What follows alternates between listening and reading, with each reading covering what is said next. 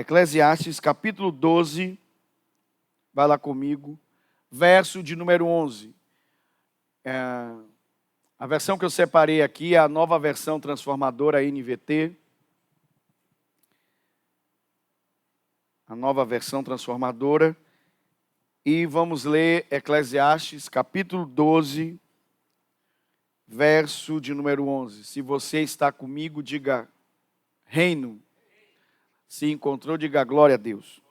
A Bíblia diz assim, queridos, nesta versão: as palavras do sábio são como hastes de ferro, e a coleção dos seus ditados como pregos bem fixados, diga comigo, bem fixados, que o pastor usa para conduzir as ovelhas. Vou repetir, vou ler novamente. As palavras do sábio são como hastes de ferro, e a coleção dos seus ditados são como pregos bem fixados, que o pastor usa para conduzir as ovelhas. Alguém pode dizer amém? Glória a Deus. Eu quero ler novamente esse texto, só que agora numa outra versão. E eu vou pedir que vocês prestem atenção nessa versão. Essa versão que eu vou ler aqui, possivelmente a gente não tem ela aí no nosso programa, mas eu vou ler para vocês.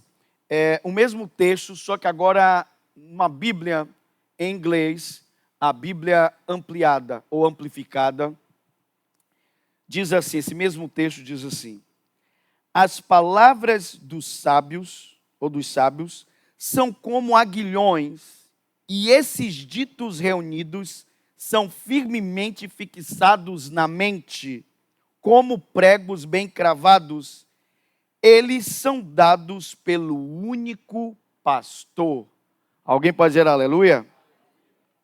Então, aqui há três coisas que me chamam a atenção. Primeiro, ele fala sobre as palavras dos sábios, ou o ensino dos sábios. E ele fala sobre os aguilhões, falam sobre os pregos, e fala sobre aquilo que é dado pelo único pastor.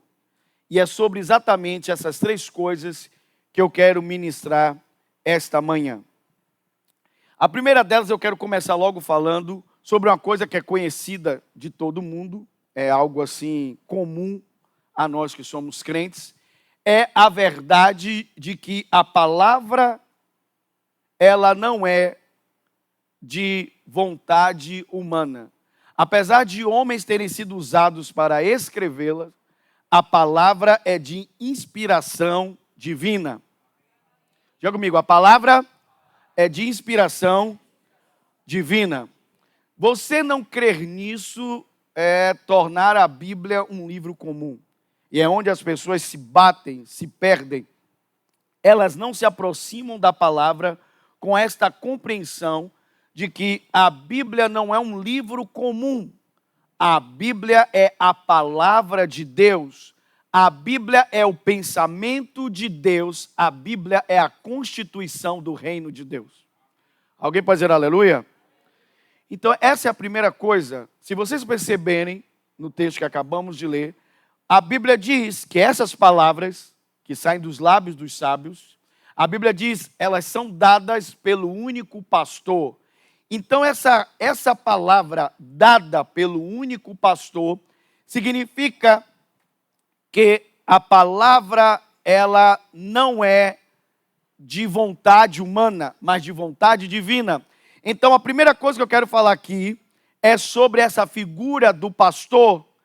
E o pastor é alguém que o seu maior trabalho ou o seu maior empenho é alimentar as suas ovelhas. Por isso que o trabalho do pastor se chama apacentar.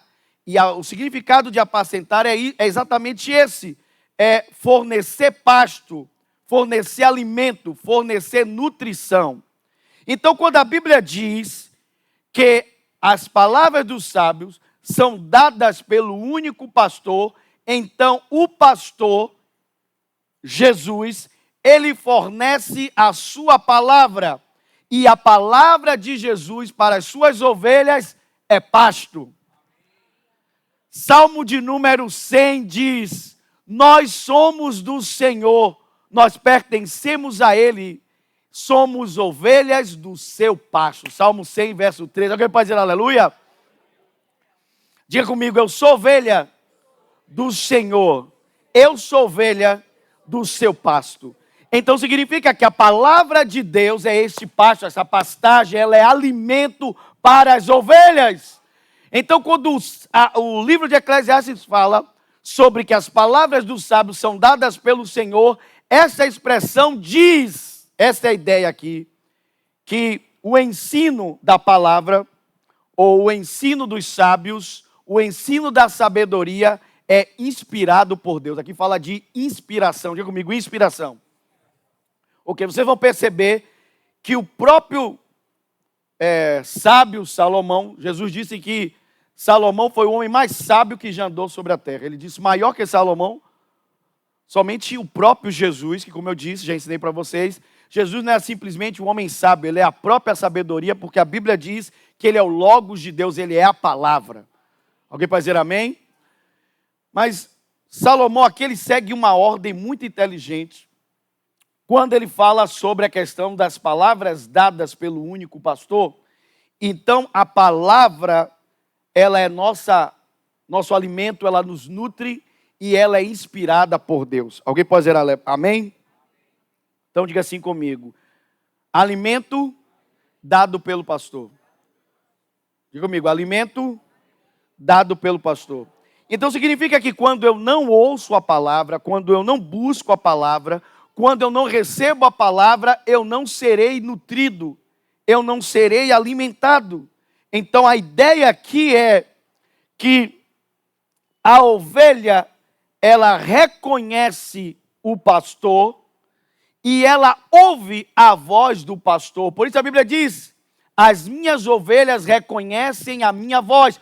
Como é que o pastor apacenta as ovelhas? É por meio da voz, é por meio da palavra, é por meio daquilo que ele ensina. Alguém pode dizer aleluia?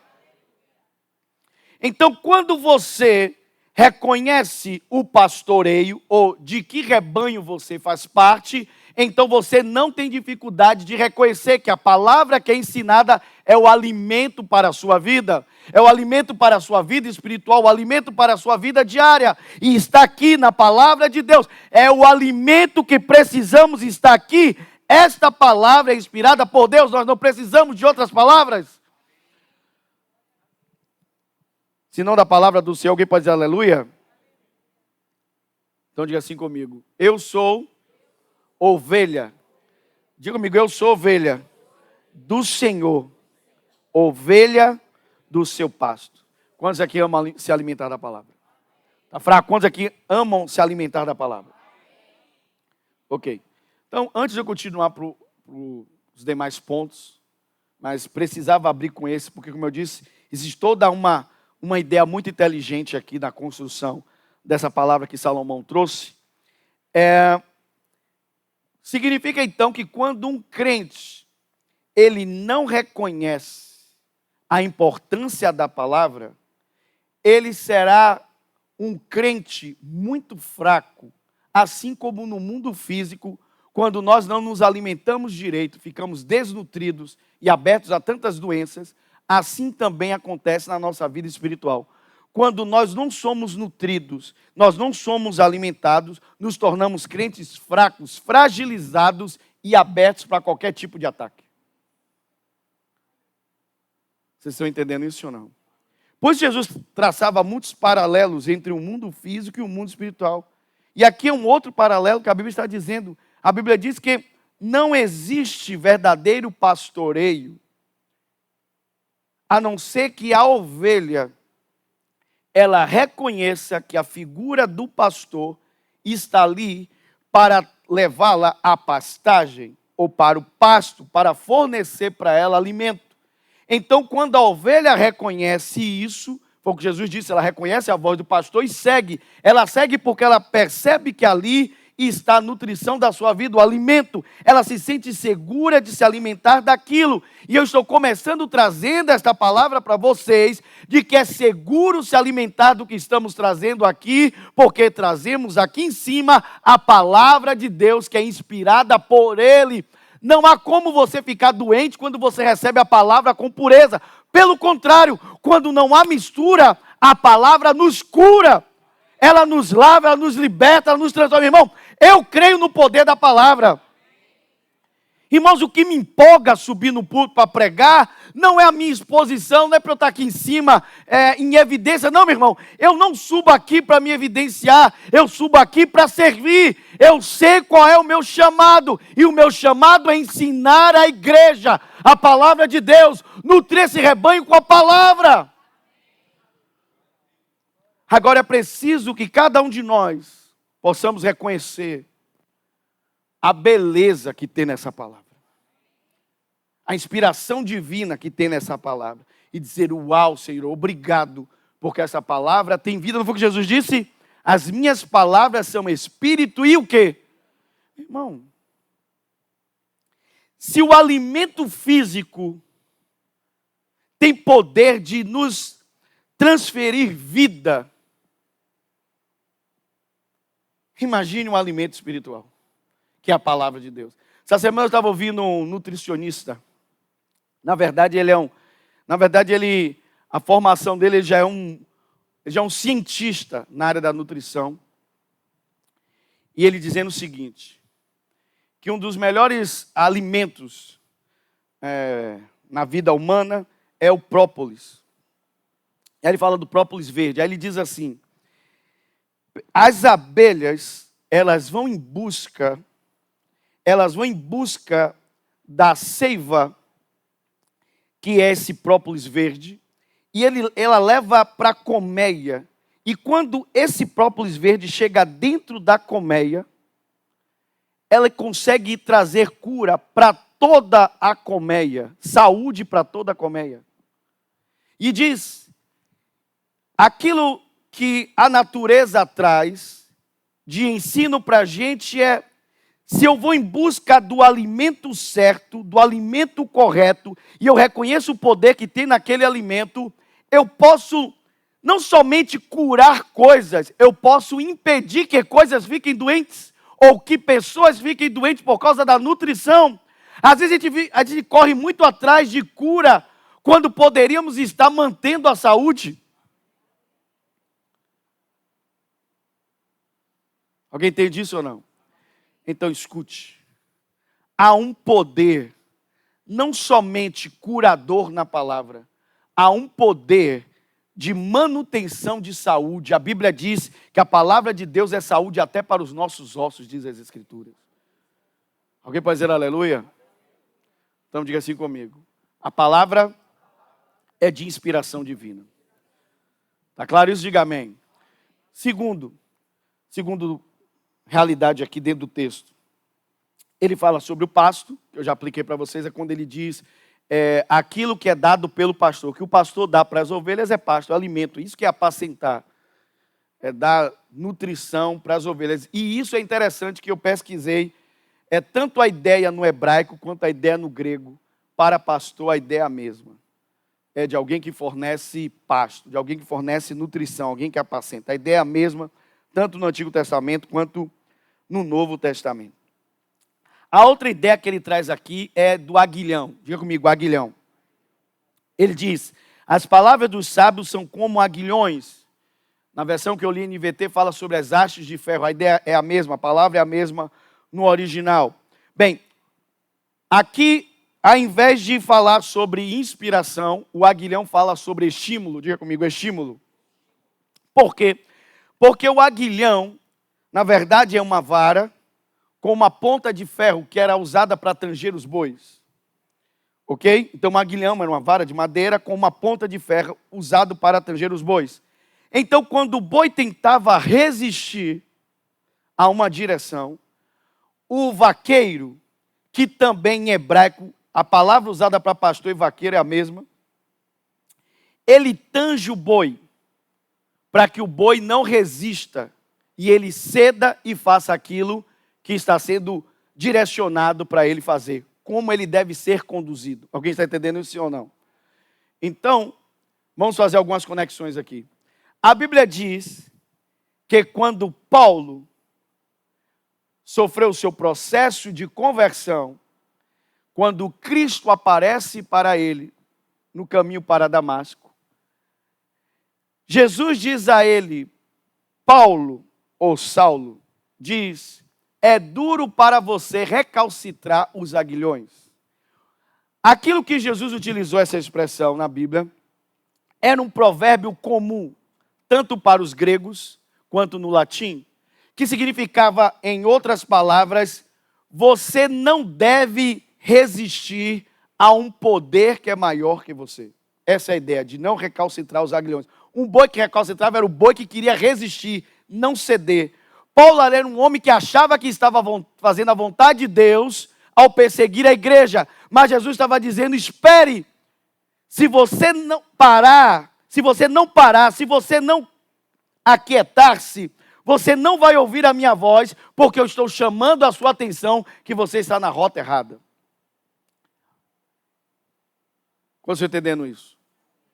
Ok, preste bem atenção. O aguilhão é aquele momento no ensino de Jesus, e vocês consideram como eu que Jesus foi o maior mestre que já existiu?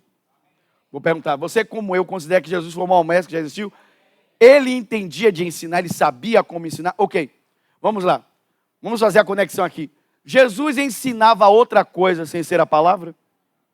Não. Então ele reconhecia que a palavra era de inspiração divina. Ele só precisava da palavra, ele só falava da palavra. Ele sabia que o poder que a palavra possuía. Então vamos lá. Quando Jesus começava seus ensinos, lembram como ele começava ensinando? Ele dizia assim, aquele que tem ouvidos para ouvir. Essa expressão, quem tem ouvidos para ouvir, ouça, significa, preste muita atenção no que eu vou dizer agora. Significa que ele começava a mensagem dele chamando a atenção dos seus ouvintes para a mensagem que viria a seguir. O aguilhão é isso. O aguilhão é aquela pontada que diz, espere, agora na sua vida, pare tudo o que você está fazendo e preste atenção no que o Senhor diz. Você não ouviu direito. O aguilhão é aquele momento em que Deus diz, pare tudo o que você está fazendo e preste atenção no que a palavra diz. Por quê? Porque a palavra veio de Deus. Eu estou ouvindo uma palavra não de homens. Eu estou ouvindo a palavra do Senhor. E Ele está dizendo, preste bem atenção no que eu estou lhe dizendo. Esse é o aguilhão. Aguilhão é aquele momento em que nós às vezes tentamos resistir à palavra, tentamos enfrentar a palavra, às vezes tentamos fazer a nossa própria vontade e o aguilhão vem e ele nos confronta. Ele nos o quê? Ele nos confronta. O aguilhão é o estímulo para você deixar de fazer o errado, para fazer o quê? O certo. É a hora em que você para prestar o quê? Atenção. Significa que estava alguma coisa errada, você estava fazendo errado, estava sendo conduzindo sua vida de forma errada ou com uma crença errada, e a palavra vem e nos confronta. E não é isso que acontece quando a gente ouve a palavra aqui? Ouvimos a palavra, ela nos confronta, e não nos confronta necessariamente porque estamos vivendo uma vida de pecado apenas, não, nos confronta porque temos ideias na cabeça que não combinam com a palavra de Deus, que estão nos impedindo de viver aquilo que Deus tem para nós. E Deus está dizendo, aqueles que têm ouvidos para ouvir, esse é o aguilhão. Diga assim comigo, eu não posso resistir a um poder que é maior que eu mesmo. Então não resiste, irmão. Amém? Não resista à palavra. Quando a palavra vier, foi o que eu falei, o mais importante quando estamos sentados ouvindo a palavra é termos uma audição humilde. O que é audição humilde? É eu reconhecer que, em primeiro lugar, obviamente, que eu não sei tudo. Segundo, que quem está falando comigo, esse sim, esse sabe de tudo, conhece tudo, vê tudo ao mesmo tempo. E a minha audição humilde é eu dizer assim, e se eu estou errado? E se essa ideia que já tem na minha cabeça é a ideia errada, eu preciso ouvir essa palavra até o final, porque eu preciso ser confrontado por ela. Mas o que às vezes a gente faz? Irmãos, volto a dizer, a palavra toda é harmoniosa. A Bíblia diz assim: as nossas armas, elas não são carnais, mas elas são poderosas em Deus para desfazer o quê? Para desfazer o quê? Quero ouvir vocês. Sofismas, o que mais? Sofismas, o que mais, gente? Fortalezas. Olha a palavra, fortalezas. O que é uma fortaleza? Uma fortaleza é algo construído para manter o que está lá dentro protegido. Ninguém construía fortalezas fáceis de ser acessadas. Antes, quando a menina assistia aqueles desenhos animados, que tinha um fosso e tinha um dragão dentro do fosso. E você só conseguia entrar na fortaleza quando baixava a ponte, a levadiça, assim ou não? Ou seja, a ideia da fortaleza é, quem está lá dentro está protegido, não é fácil chegar a ela. Então, nós temos fortalezas em nossa mente. Quando às vezes uma palavra vem e nos confronta, a gente levanta a fortaleza e diz, eu não acho que é bem assim. Olha a palavra, eu não acho. A Bíblia não trabalha com achismos. Jesus, eu ministrei para vocês outro dia, Jesus falou sobre o achismo, ele disse, os gentios acham que por repetir a palavra várias vezes, eles serão o quê? Então o achismo dele não importava, eles podiam achar o que quisessem, eles não seriam ouvidos por causa do achismo deles. Eu não tenho que fazer, nem você, o que achamos, temos que fazer o que a palavra diz. Deus não garante os nossos achismos, mas garante a sua palavra. Amém. Então eu preciso, quando ouvir a palavra, dizer, e se eu estiver errado? E se a ideia que tem aqui na minha cabeça está errada? Se o conceito que eu tenho aqui dentro está errado? E eu permitir que a palavra o quê? Me confronte e me transforme. Mas se eu for o boi recalcitrador, o boi que resiste, nada serve o aguilhão. Nada serve o aguilhão. Quando o aguilhão vem da palavra, eu preciso ceder. Alguém pode dizer aleluia? Então diga assim comigo. O estímulo é, preste atenção. O Senhor está nos estimulando com o aguilhão, preste atenção. Quem tem ouvidos para ouvir, ouça. Vamos fazer uma aplicação na nossa vida diária com os nossos filhos. Você não fala com seus filhos com eles correndo pela casa. Você não fala com seus filhos com eles com fone de ouvido, ou eles com a televisão alta. Quando você fala com seus filhos, você dispare tudo que você está fazendo e me ouça. Por que você acha que Deus faria diferente? Irmãos, Deus não vai falar na sua correria. Deus não vai falar na sua ansiedade. Deus só fala na sua quietude. Quando você para e se aquieta, aí Deus fala com você. Você pode estar passando o maior problema do... Gente, eu quero dizer para vocês de todo o meu coração. Deus quer ajudar você em qualquer luta que você está atravessando. E Ele não quer ajudar você, escute, Ele não quer ajudar você porque Ele, como é que eu poderia dizer, Ele está escolhendo as pessoas que Ele quer ajudar. Não, meu irmão. Eu quero dizer que, antes de tudo, Deus ama a sua vida. Ele se importa com você, Ele se importa com cada aspecto da sua vida. Agora, o que Deus nunca vai fazer é quebrar a própria palavra dEle. Ele te ama, mas se você estiver correndo pela casa, como qualquer pai, Ele não vai falar com você. Até que você pare o quê? De correr.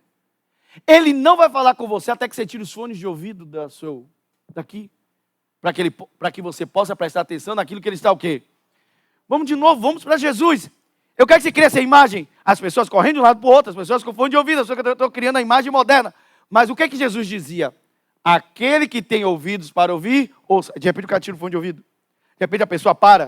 De repente a pessoa baixa o volume ou muta a televisão para ouvir o que Jesus está ensinando.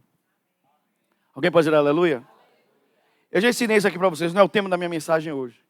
Mas nós nos tornamos, nessa geração, muito bons na arte da distração. Tudo que você repete, você se torna muito bom. E nós nos tornamos distraídos. Tem coisa que eu queria falar aqui para vocês, irmãos, mas às vezes eu fico preocupado de vocês acharem que eu estou querendo versar sobre muitas áreas. Mas eu acho que esse é um dos meus trabalhos. Porque, escute, quando eu falo de outros assuntos que na cabeça das pessoas parecem não ser pertinentes à igreja, essa é a ideia errada, meu irmão. A sabedoria é isso. A sabedoria é para nos fazer viver bem em todas as áreas da nossa vida. Leia o início de Provérbios. Provérbio diz: esta é a palavra dos sábios que eu reuni para ensinar os sábios a serem mais sábios, as pessoas a terem um bom viver e aos inexperientes a terem bom siso.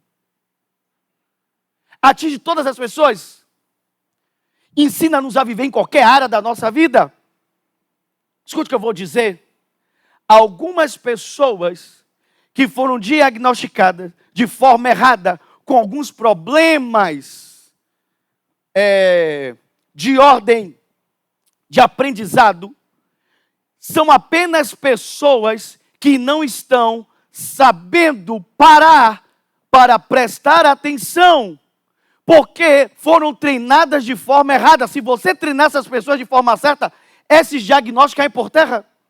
Porque elas não têm um problema neurológico, elas não têm um problema cognitivo, elas só foram treinadas erradas. Você deu celular para elas, você deu TV para elas, deu smartphones para elas. Então tudo isso começou a treinar as pessoas na arte da distração.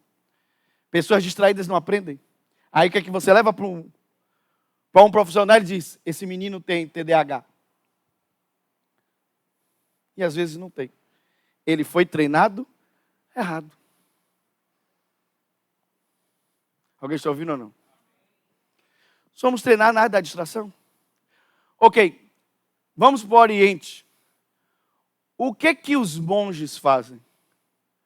Boa parte do dia, da manhã deles. Eles o quê? Meditam. Você já viu que aqueles camaradas são capazes de fazer naquilo que eles treinam? Estou dizendo que aquilo que eles fazem vai levar eles para o céu. Ou deixa de fazer. Eu estou falando que naquilo que eles fazem, eles são muito bons. Outro dia eu vi um camarada que ele pisava em 4 bacias de água. Ele botava 4 bacias de água, ele pisava na água, passava para outra, passava para outra e passava para outra. 4 bacias de água. O que é isso? Aí quem olha diz: é mágica. Não é mágica. Alguém vai dizer: é demônio. Pode até ser. Mas eu não acho. Tudo isso significa que é uma coisa só, se chama treinamento. Da primeira vez, meu irmão, com certeza aquela bacia virou, ele caiu dentro d'água e molhou-se 1 trilhão de vezes. Mas o que foi que... Por que ele andou pulando sobre as bacias d'água? Porque ele acreditou que ele podia, se ele treinasse tempo suficiente. A repetição. Por que eles conseguem aprender essas coisas complicadas? Porque antes de tudo eles meditam. Eles param. Nós não gostamos de parar. Pelo contrário, quer ver matar você? Diga assim: olha, vai começar um evento. Ah, é, pô. Quanto tempo vai durar o evento? 4 horas de relógio. Ah, 4 horas de relógio? Tá bom, vou lhe fazer uma pergunta. Digamos que hoje você seja um sujeito, um homem ou uma mulher de 40 anos de idade. Digamos que você vai viver até os 80, porque nós não sabemos quanto vamos viver. Né? Acabamos de perder agora o Silvio Santos, com 90 e quantos anos? 93 anos de idade. Meu irmão, um longevo, 93 anos é uma vida longa. Mas escute, nós não sabemos quanto tempo vai viver. Mas vamos ver que a gente vive até os 80. Você tem 40, você tem mais 40 anos pela frente. Sim ou não? Ok. Você tem 40 anos pela frente e você não consegue parar 4 horas que podem mudar os 40 anos da sua vida para frente. É uma loucura que a gente faz.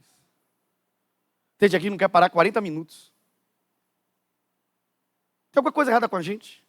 A gente não gosta de parar para aprender. E é o que Salomão está falando. Eu estou aprendendo a palavra que é inspirada por Deus. Eu não estou ouvindo homens, eu estou ouvindo a Deus. O que Deus pode me ensinar? E segundo, a Bíblia está falando do aguilhão. O aguilhão é aquilo que eu digo assim. Eu tenho que parar para prestar o quê? Atenção. Quem tem ouvidos para ouvir? Mas como eu disse, nós não queremos parar 40 minutos, não queremos parar 4 horas. Imagine se Deus dissesse, eu preciso que você pare 4 dias para falar com você.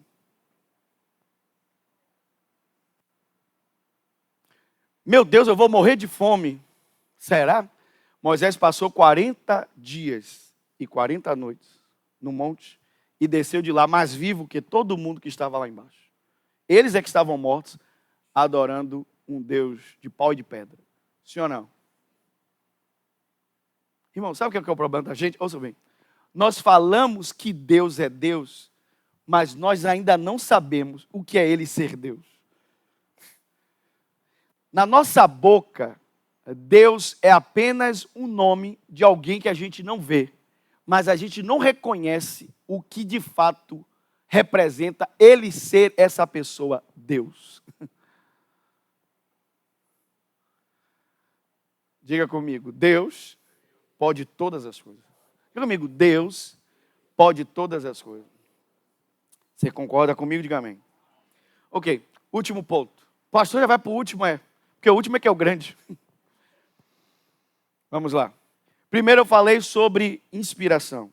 Lembre-se. Vocês estão vendo as analogias. A palavra primeiro é pasto.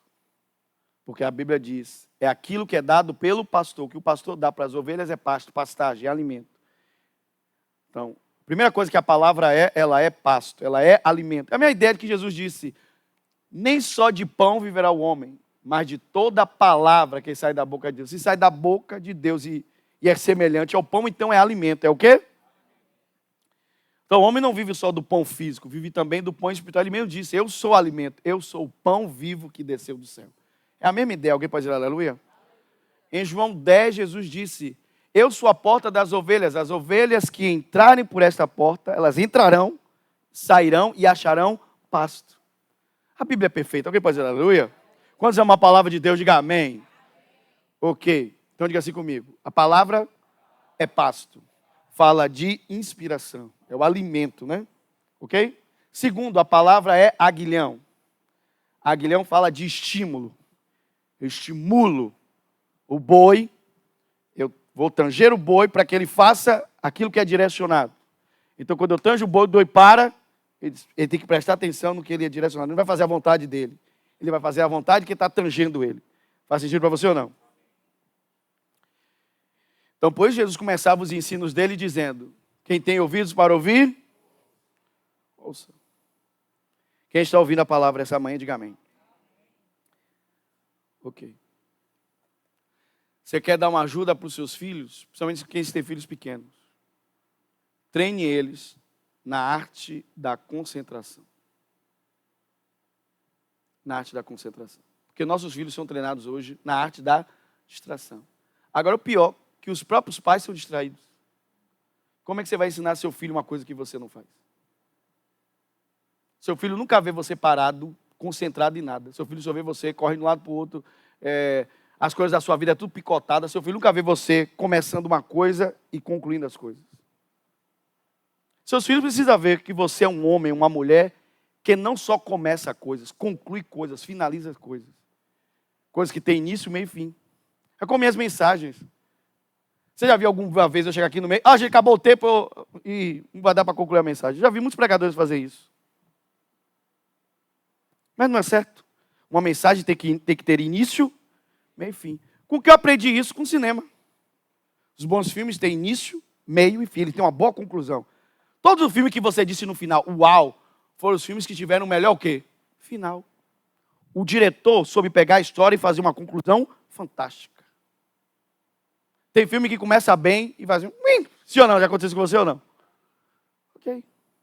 Imagine sua vida toda assim. Sua vida em sua volta é um monte de coisas inconclusas. Você começa coisas e você nunca conclui.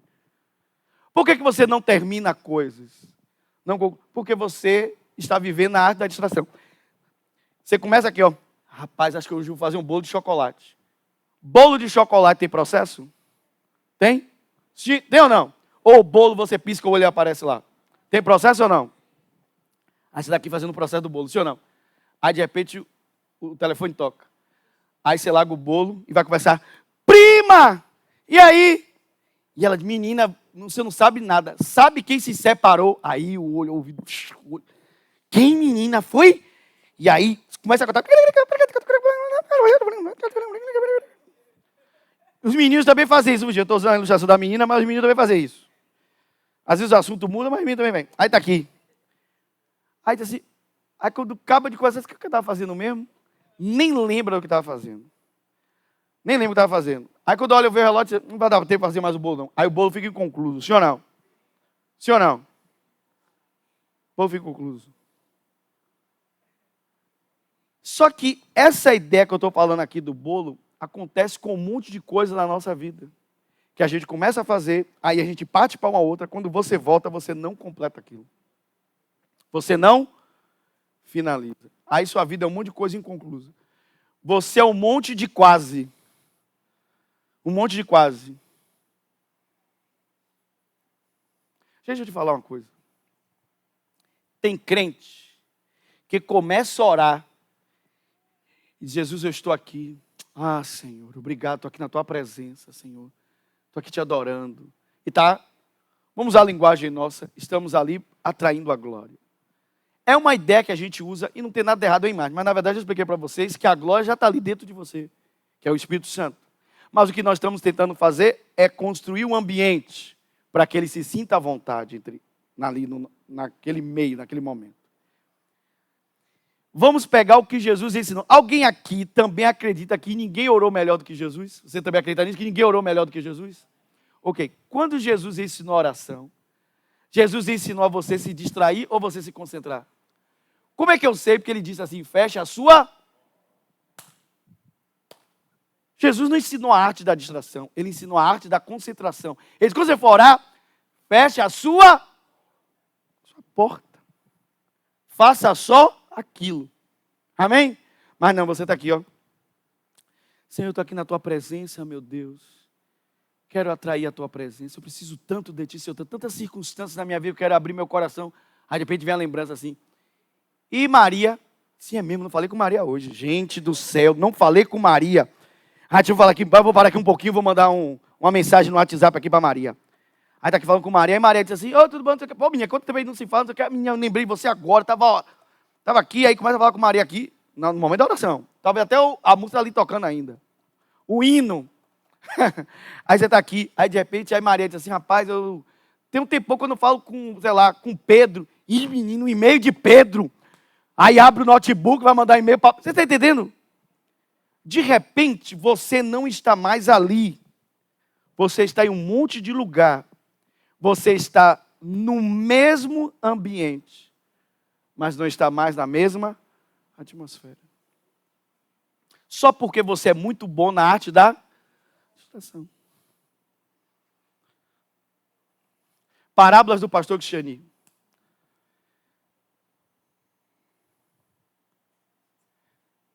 Há um filme que você já deve ter visto, O Último Samurai, que é baseado na história real. Não sei se vocês sabem disso. O Último Samurai, aquele filme com Tom Cruise, é baseado na história real. Eu lembro de um momento do filme que o Tom Cruise, como americano, ele está caminhando entre os orientais e ele diz assim, é engraçado esse povo, que desde a hora que eles acordam até a hora que eles vão deitar, tudo que eles fazem muito bem feito, porque eles se concentram naquilo que eles estão fazendo.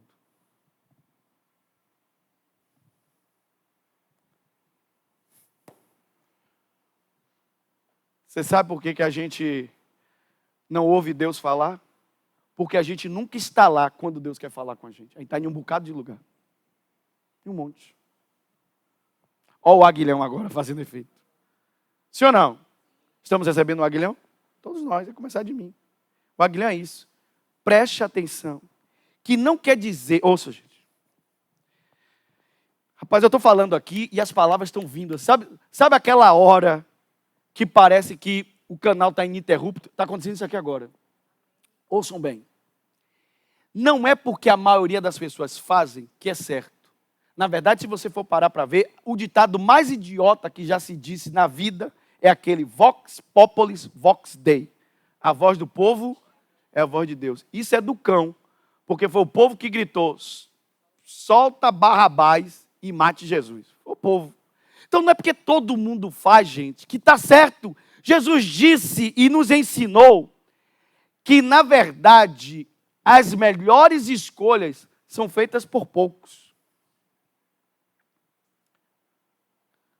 Jesus disse assim: Marta, Marta, você é igual a todo mundo, se preocupa com muitas coisas. Maria é de um grupo de pessoas muito pequenas, um grupo bem fechadinho, que escolhe a melhor parte. Só que é interessante, Jesus diz assim: e a parte que é dela não lhe será. Então significa que quando você está correndo atrás de muitas coisas da sua vida podem ser tiradas. Mas quando você põe Deus em primeiro lugar, aquilo que é recompensa de quem busca a Deus não lhe será tirado. A Bíblia diz em Hebreus: aquele que se aproxima de Deus deve crer que Ele existe, que Ele é galardoador daqueles que o buscam. Galardoador é recompensador. Quando eu busco a Deus, eu tenho uma recompensa. Posso ouvir um glória a Deus? E a minha parte não me será o quê? Tirada. Eu vou ter o resultado de poucos, pode ter certeza disso. Eu vou ter uma vida de poucos. Alguém pode dizer amém? Diga assim comigo: a palavra é como pasto. A palavra é como aguilhão. Terceiro, a palavra é como pregos. Esse é o terceiro. A palavra é como pregos. Amém? A palavra é como prego. Ela é como pasto, ela é como aguilhão e ela é como prego. O prego é utilizado para fixar as coisas no lugar, sim ou não? Ok. E o próprio texto de Eclesiastes diz: a palavra é como aguilhão, como pregos bem fixados. Você não precisa ser pedagogo para entender o que eu vou lhe dizer. O auge do ensino é a assimilação. A palavra aprender é da mesma raiz de apreender. Ou seja, uma coisa que agora é sua. Faz sentido para você ou não? Então vamos lá. Primeira palavra, ela é inspirada. A palavra vem de Deus. A palavra é como aguilhão, ela me estimula a eu prestar atenção. Amém? Eu prestar atenção. Eu parar tudo para prestar o quê? Atenção. Agora que eu estou prestando atenção na palavra, e eu reconheço que ela é inspirada por Deus, que ela é maravilhosa, ela veio do Senhor. Então agora o processo é que a palavra de Deus saia do lugar superficial e desça para o lugar mais o quê? Profundo. Por que quando eu pergunto a você, quanto é 2 mais 2, você me responde certo? Eu espero, né, irmão?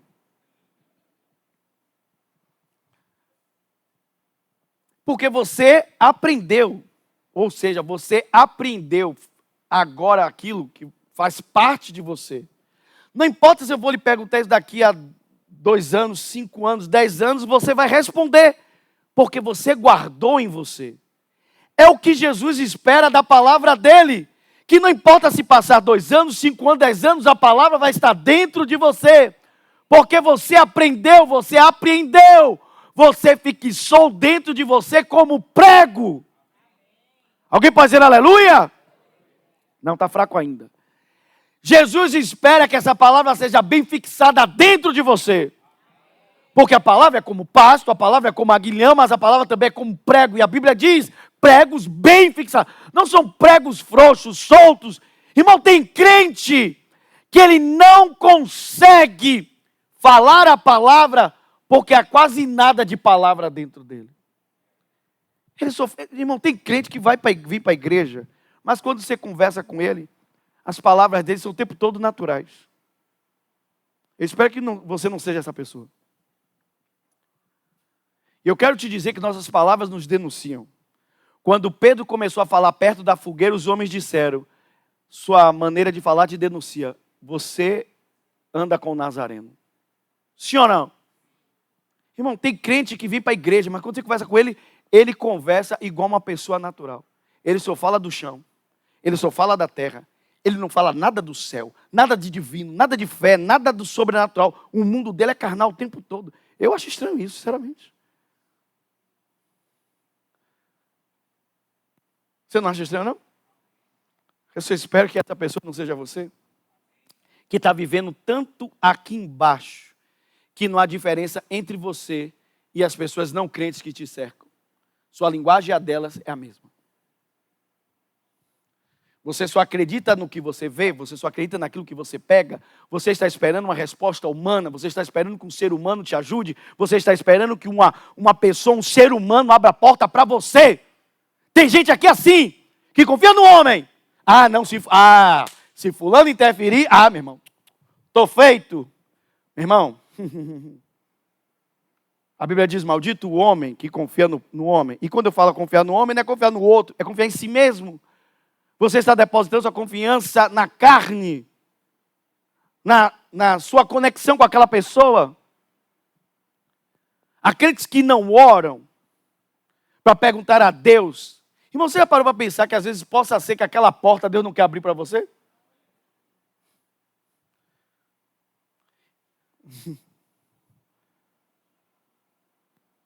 Quando você ora, não somente Deus pode abrir a porta para você, como Ele pode confirmar que aquela porta é da vontade dEle.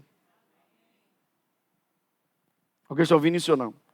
Mas escute, o que Jesus está nos ensinando hoje é, precisa existir palavra em você, para que quando você abrir a boca, a palavra que vai sair de você é a palavra de Deus. Lembra-se do que a mulher disse para o profeta? Agora eu sei que a palavra de Deus na sua boca é a verdade. Eu quero que a palavra de Deus saia de dentro de mim. Que quando eu tiver circunstâncias na minha vida, eu fale da palavra. Por quê? Porque a palavra dentro tem poder de mudar as circunstâncias da minha vida. A minha própria palavra não tem. Mas escute, para que a palavra saia de mim, ela precisa estar dentro de mim. Eu preciso fixar a palavra dentro de mim. É o que a Bíblia diz. As palavras dos sábios são como um pasto. A palavra é como aguilhão. E ela é como prego bem fixado. Que Deus usa para guiar o seu rebanho. Alguém pode dizer aleluia? Ok, anote isso que eu vou lhe dizer. O segredo para a mente renovada é ouvir muitas vezes e confessar repetidas vezes para fixar como prego no subconsciente. Pastor, o senhor falou uma coisa, o senhor viu tudo bonitinho aí, viu tudo certinho. O senhor falou uma coisa que não é de crente, subconsciente, não tem nada a ver com a Bíblia. Tem nem essa palavra na Bíblia. Aí, já saiu. Vamos lá então. Vocês estão me ouvindo ou não? Gente, os camaradas mais fora da curva que eu já conheci. Os camaradas mais fora da curva que eu já conheci. Eles falavam de países diferentes, com idades diferentes, em momentos diferentes, mas tinha uma coisa comum a todos esses caras que eu ouvia. Todos os caras fora da curva que eu escutava. Eles tinham o hábito de dizer assim, você vai precisar disso. De novo, de novo e de novo. Aí eu vi outro cara, em outro país, em outro lugar, o cara dizia a mesma coisa. De novo e de novo. Até que eu percebi que aquilo era comum a todos eles. E eu descobri que essa expressão tão simples, de novo e de novo, é um segredo maravilhoso. Escute o que eu vou te dizer. Só existe um meio de você alcançar os lugares mais profundos da sua mente. Porque escute, nós somos muito gospel, muito religiosos. Achamos que Deus renova o nosso espírito. Meu irmão, isso não tem na Bíblia. Deus já te deu um espírito novo. A Bíblia diz, ele já veio novo. Já veio. Ele não precisa renovar uma coisa que já veio novo. Quantos aqui nasceram de novo? Que pouca fé, viu? Quantos aqui nasceram de novo? Ok. Você nasceu de novo no espírito. Amém? Você é uma nova pessoa. Agora, a sua mente, ela tem ideias velhas dentro dela. Então a Bíblia diz em Romanos 12 que eu preciso renovar o quê? Meu espírito? Não, a mente. A palavra mente, ouça, a palavra mente em grego é a palavra nous. Nous é mente. Nous não é espírito, hora nenhuma. Espírito em grego é pneuma. A Bíblia não fala de renovar o espírito, a Bíblia fala de renovar o quê? A mente. Então escute, aonde eu vou trabalhar para a renovação da minha vida é na mente.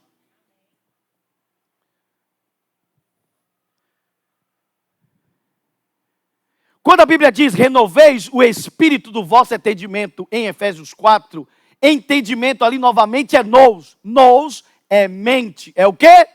Então vamos lá. A única forma de você acessar os lugares mais profundos da sua mente, porque lembre-se, mente não é cérebro. Eu já expliquei isso para vocês. Seu cérebro é o carro de Fórmula 1. O piloto dentro do carro de Fórmula 1 é a mente. Alguém pode fotografar o cérebro, mas ninguém pode fotografar a mente. Porque a mente faz parte do que a Bíblia chama do homem interior. É o homem invisível, ninguém vê. Faz sentido para você ou não? Ok. A única forma de você acessar os lugares mais profundos da sua mente é através da repetição. É através de quê? Da repetição. Porque o lugar mais profundo da sua mente chama-se subconsciente. E você não acessa seu subconsciente sem ser pela repetição. E isso é fácil de entender.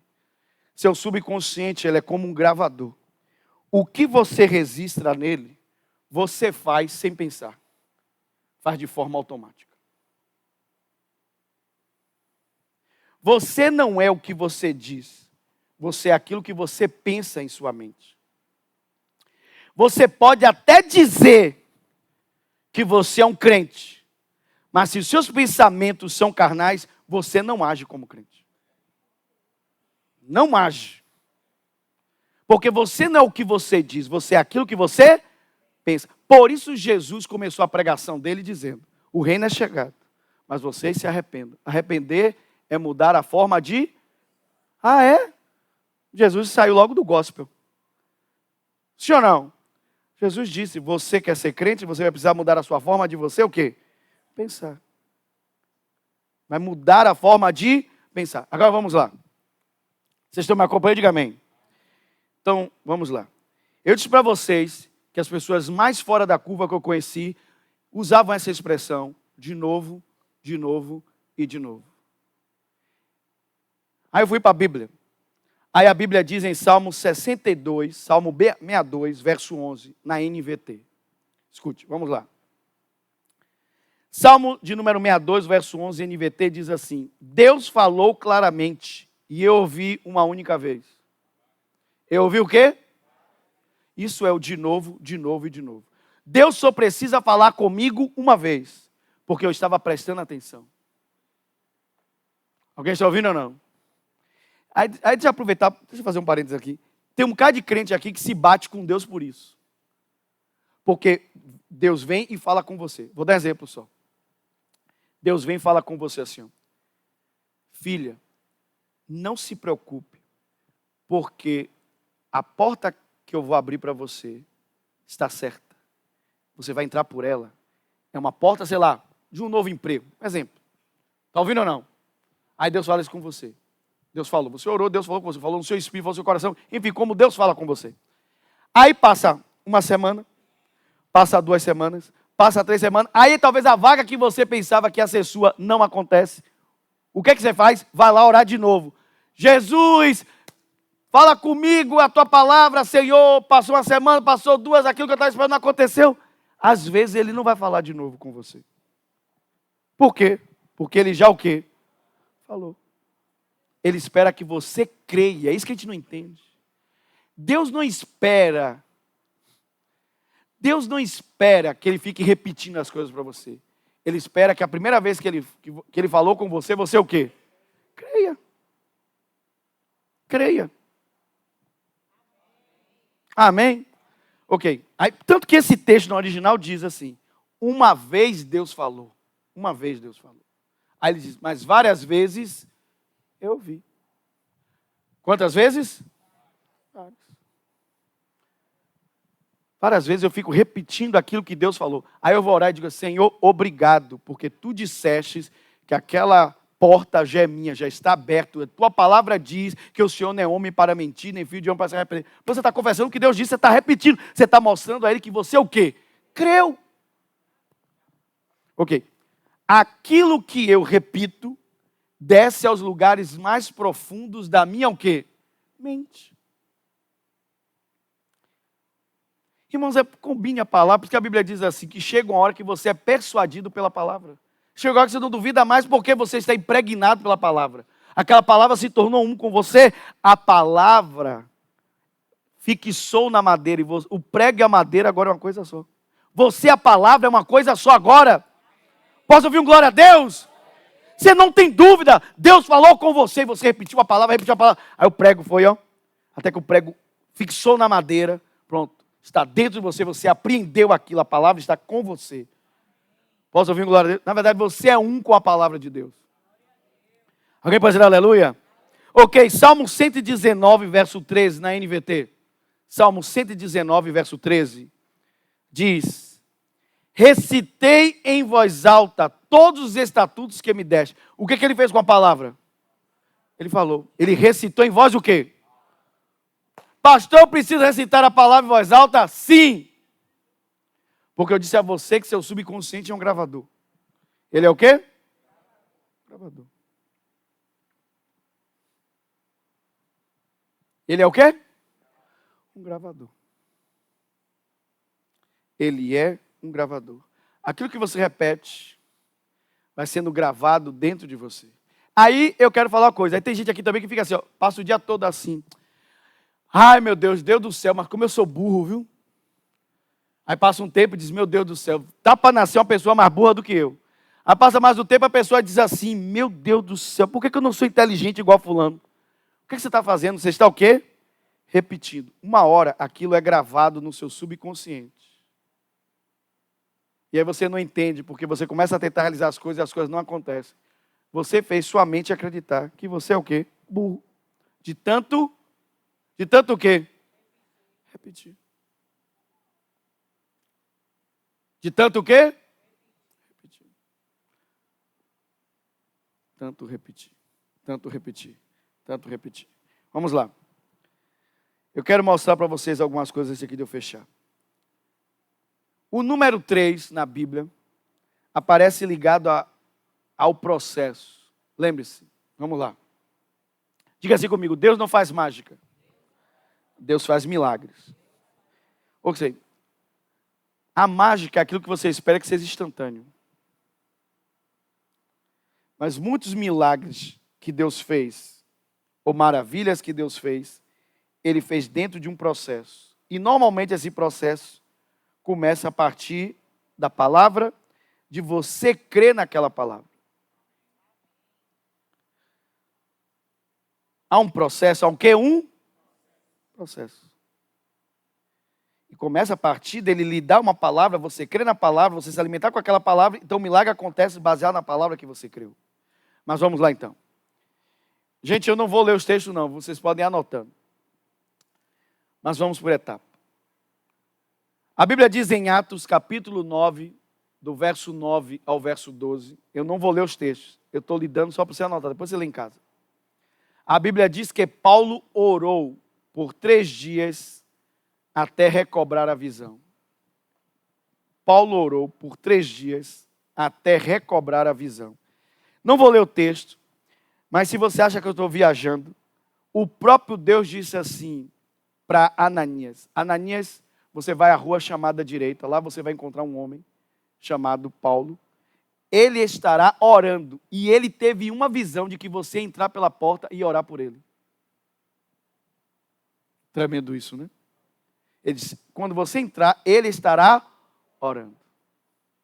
E ele já, enquanto ele orava, ele viu uma coisa que ia acontecer antes de... Meu irmão, olha o poder que a oração tem. Existem coisas que Deus vai mostrar para você antes de acontecer. Mas aqui fala de um processo. Quantos dias ele orou? 3 dias. Ok. Outro texto. A Bíblia diz que Daniel jejuou 3 semanas até receber uma resposta. Daniel capítulo 10, verso de 1 a 3. E em seguida, versos 12 a 14. Quantas semanas ele jejuou? 3 semanas. 3 semanas ele jejuou até receber uma resposta. Ok, vamos lá. Falei de 3 dias, depois falei de 3 semanas, vamos lá. Joquebede levou 3 meses até revelar Moisés. Êxodo capítulo 2, verso 2 ao verso 3. Isso chama-se processo. Ela teve um filho, o filho dela seria o libertador, ela sabia disso. Mas ela guardou Moisés por quanto tempo? 3 meses. Falei de 3 dias, falei de 3 semanas, falei de 3 meses. Ok. Jesus ensinou 3 anos até estabelecer o reino em seus discípulos. Aí aqui agora eu vou ter que dar alguns detalhes para você. Anote aí, João, capítulo 2, capítulo 5 e capítulo 6. E, finalmente, João, capítulo 19, verso 14 ao 16. Eu vou agora dar a explicação breve disso aqui. Por que eu falei do capítulo 2, do capítulo 5 e do capítulo 6? Bem, nesses 3 versículos aqui de João, fala de 3 Páscoas que Jesus participou. A primeira Páscoa, Jesus tinha 30 anos. Na segunda Páscoa, ele tinha 31 anos. E na terceira Páscoa, ele tinha 32 anos. Ok, já ouviram ou não? Ok. Quando chega em João 19, é a última Páscoa. É a Páscoa em que ele é apresentado para ser crucificado. Que é João capítulo 19, verso 14 ao verso 16. Nesse período, ele agora tinha 33 anos. Então, o ministério de Jesus durou 3 anos. Ou 3 anos e meio. Os meses não tem como a gente precisar, mas pelo menos 3 anos. Então, Jesus levou 3 anos para estabelecer o reino dentro dos seus discípulos. Ele poderia morrer na cruz no primeiro dia, mas ele precisou de 3 anos para estabelecer o reino. Isso é processo. Isso é o quê? Processo. Ok. Vocês estão acompanhando essa palavra? Diga amém. Ok. Vou fechar com isso aqui. Quanto tempo, baseado em Daniel, que eu não li o texto, mas vocês lembram, quanto tempo o príncipe da Pérsia resistiu enquanto Daniel estava lá orando? Quanto tempo ele tentou criar resistência? Quanto? 21 dias. Quanto tempo? 21 dias. Sim ou não? Ok. Que é exatamente as 3 semanas que Daniel estava orando. Ele resistiu por 21 dias, até que o arcanjo Miguel lutou contra o príncipe e o anjo trouxe a resposta para Daniel. Mas ele diz assim: Daniel, sua oração foi ouvida desde o primeiro dia. Mas o anjo, o príncipe da Pérsia resistiu, até que Miguel, seu príncipe, veio para me ajudar. Aí ele diz assim, e eu vim, eu ainda vou pregar sobre isso, ele diz assim, ó, e eu vim por causa das suas palavras. Olha o poder que suas palavras têm. O anjo disse, eu vim por causa das suas, mas vamos lá, quanto tempo houve resistência? 21 dias. Irmãos, é interessante como a Bíblia é perfeita. Dentro da neurociência, aprendemos que quando você quer criar um novo hábito na sua vida, haverá um tempo de você quebrar as resistências dos antigos hábitos. E esse tempo é de, no mínimo, 21 dias.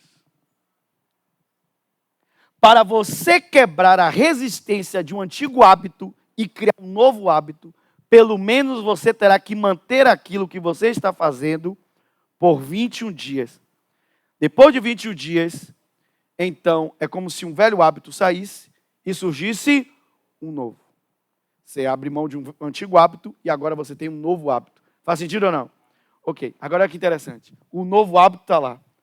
Só que é necessário agora 3 meses para que aquilo entre no modo automático. Você começa a fazer aquilo dali por diante, sem pensar, você já faz. Pelo menos 3 meses. A palavra de Deus é perfeita ou não? A palavra de Deus é perfeita ou não? Perfeito. Por que eu estou falando isso para vocês? Porque, irmãos, o sábio Salomão está dizendo, a palavra é como pregos bem fixados. Você bate no prego, bate no prego, bate no prego, bate no prego, bate no prego. É o que a Bíblia diz. Você inculcará na mente dos seus filhos essa palavra. Enquanto anda pelo caminho, enquanto senta na mesa, enquanto dorme, você vai, bater, bater. Isso significa, inculcar. Bater até que o quê?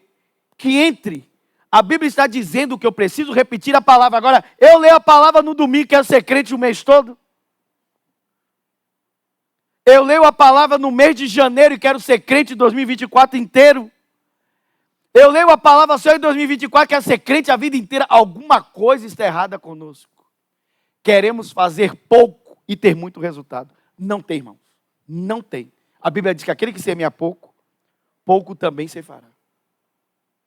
Sua vida tem pouco resultado porque você não está fazendo as coisas que deve fazer. E eu precisava trazer essa palavra hoje da parte de Deus. Uma palavra de sabedoria. Irmãos, aqui é um livro de sabedoria, Eclesiastes. É o livro que o sábio Salomão disse. Sabe o que eu percebi? Que tudo nessa vida é pura vacuidade. Vacuidade é vácuo, é vazio. Isso que a palavra vaidade significa. O fim de todo homem é esse, temer a Deus e respeitar a sua palavra. Alguém pode dizer glória a Deus? Irmãos, você não faça pouco e espere muito.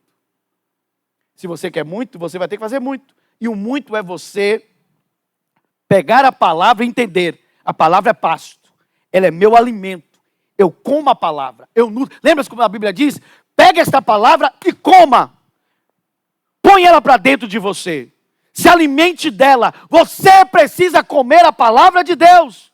Se alimentar dela, se nutrir dela. Irmãos, não queira ser ovelha que não entende o que o pastor está lhe dando. A Bíblia diz, o único pastor, o bom pastor, ele leva as suas ovelhas para as pastagens. Não é o que diz Salmo 23? Ele me faz deitar em pastos verdejantes. Não vai faltar alimento para a gente. Agora, a questão toda é se ele está se alimentando desse pasto, desse alimento. Aí a Bíblia diz, a palavra também é aguilhão. Meu irmão, eu vou ser, mexido. Sim ou não? Então, se você não gosta de ser mexido, então você tem que parar, você não pode mais ouvir a palavra. Porque essa geração do mimimi, não, pastor, não pode mais falar sobre pecado, não. Você tem que falar assim, nossos erros, nossas falhas. Não. Não é nossos erros nem nossas falhas. São pecados. A Bíblia diz que tudo aquilo que não é de fé é pecado. É pecado, irmão. Pecado. Agora que estou tentando fazer, essa semana eu estava vendo um homem, o homem, eu acho que ele tinha pelo menos 40 anos de idade, talvez um pouco mais. Entre 40 e 50 anos, não passava disso. Ele convenceu a esposa dele, eu disse assim, meu Deus, o cara ser maluco já é um negócio. E o cara consegue convencer a esposa a ser maluca também. O mundo está mais doido do que a gente imagina. Os loucos estão conseguindo convencer os outros da sua loucura. Aí o cara, um homem, aquele cara devia ter no mínimo 100 quilos. O cara pegou, me botou uma fralda geriátrica, um babador, botou um bico e começou a fazer manha para a mulher dele. E a mulher dele fazendo aviãozinho, porque ele diz que ele se identifica como um bebê. Como diz meu velho, me faça uma garapa. Eu disse, meu Deus, o mundo está ficando maluco, o cara conseguiu convencer. A mulher dele não é mais esposa, agora é mãe do barbudo de 100 quilos. E dando colherzinha na boca, eu disse, meu Deus, vai ter um filho então. Para criar um menino, agora um homem adulto. A outra mulher mostrou a foto, ela com um cara alto, meu irmão. O cara parecia uma vara de cutucar estrela. Cara altão, ela mostrando a foto dele. Aí depois mostra uma mulher alta também. Aí diz assim, esse é o meu antigo marido. Ele se encontrou e agora ele é uma mulher como eu. E nós somos melhores amigas, ainda continuamos vivendo juntos. As pessoas estão enlouquecendo, estão conseguindo convencer as outras a ir na loucura delas. E eu me pergunto como nós, crentes, vamos resistir a esse mundo louco se a gente não se alimenta da única coisa que podia nos alimentar, que é a palavra de Deus. Passe sua vida assistindo televisão para ver a maluquice que vai existir na sua cabeça. Que o mundo está ficando louco. Uma hora vão lhe convencer que tudo isso é normal.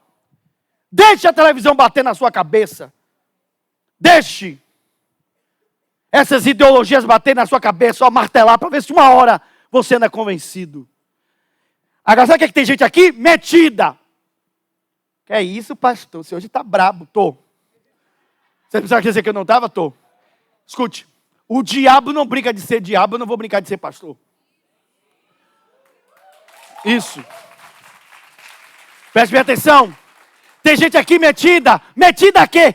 A super-homem. Eu não faço isso. Eu não vou conseguir me manter crente. Meu título de pastor não me torna imune. Eu não vou conseguir me manter crente se eu não orar, não ler a palavra. Eu sou igual a qualquer outro ser humano. Meu título de pastor não me torna imune. E escute, este mundo maluco que está aí. Você pode dizer, não, pastor, mas que nada, pastor. Misericórdia, está repreendido em nome de Jesus. Que nunca que eu vou aceitar essas loucuras que o mundo está aí. Cuidado. Muito cuidado. Porque, escute, a Bíblia diz que Satanás, o diabo, conseguiu convencer 1/3 dos anjos que viam a Deus face a face.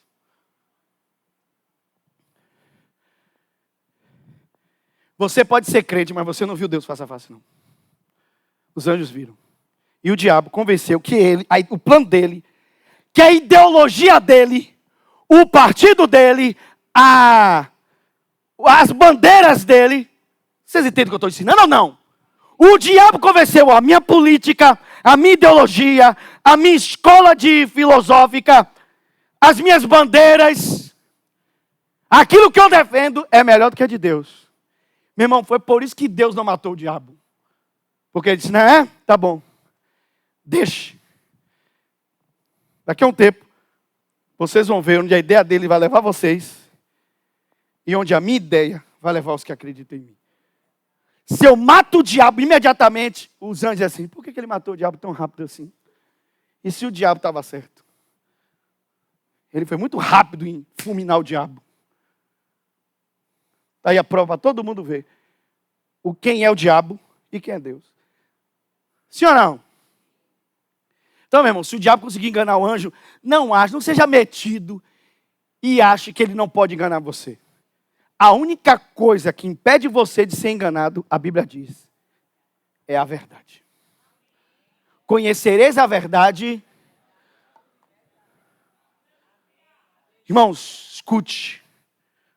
O diabo não brinca de ser diabo. Não brinque de ser crente. Estamos vivendo os últimos tempos. Estava falando essa semana com minha esposa. Escute. Não há nada de errado, mas isso é velho. Irmãos, uma das coisas que a mídia faz é lançar uma coisa chamada balão de ensaio.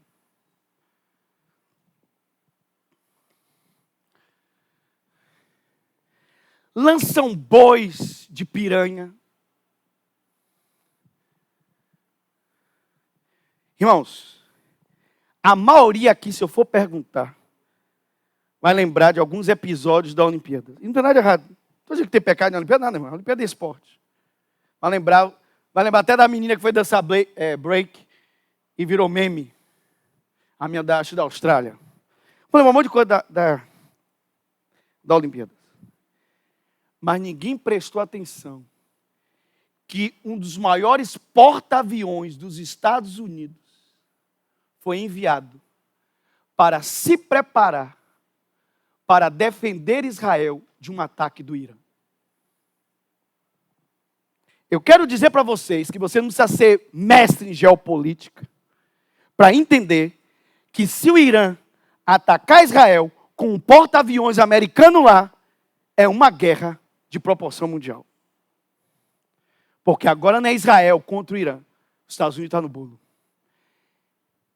é o mundo ocidental contra o mundo do Oriente Médio.